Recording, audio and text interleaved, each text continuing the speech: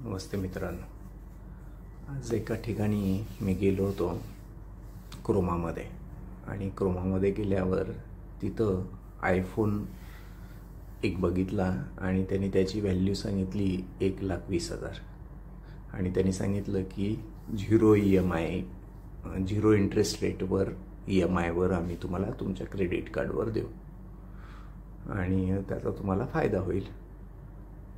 10,000 per month प्रमाणे 12 महिन्याचे 12 हप्ते ठरले, म्हणजे 1,20,000 मी देणार. 1,20,000चाच फोन 1,20,000 देणार.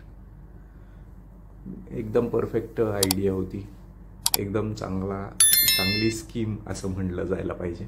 कारण झिरोमध्ये मी करतोय, झिरो इंटरेस्टमध्ये. पण there is no dinner free in this world, हे जे वाक्य आहे ते फार इम्पॉर्टंट आहे.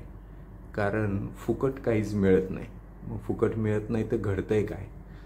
तर यामध्ये घडत हे आहे की जो 1,20,000चा मोबाईल आहे, मी त्याच क्रोमावाल्याला म्हटलं की मी कॅशमध्ये घेतला तर तू कितीला देशील?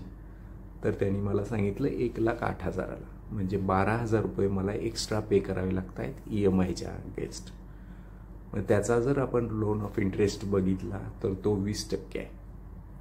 म्हणजे ही चूक करणं अजिबातच योग्य होणार नाही. कारण 20% हे तुमच्या हायेस्ट रिटर्न कुठंही मिळत असेल तर तो 10 ते 12% मिळणार, त्याच्यापेक्षा कमीच आहे. त्यामुळे हे महत्त्वाचं आहे की जर मला आयफोन घ्यायचा आहे तर मी कॅशमध्ये अगोदर सेव्ह करून घेतलेला जास्त परवडेल. एखादा वर्ष मी बाजूला थांबून पहिल्यांदा सेव्ह केले पाहिजेत 10,000 रुपये दर महिना, आणि मग 1 वर्षाने घेतला तरी परवडेल.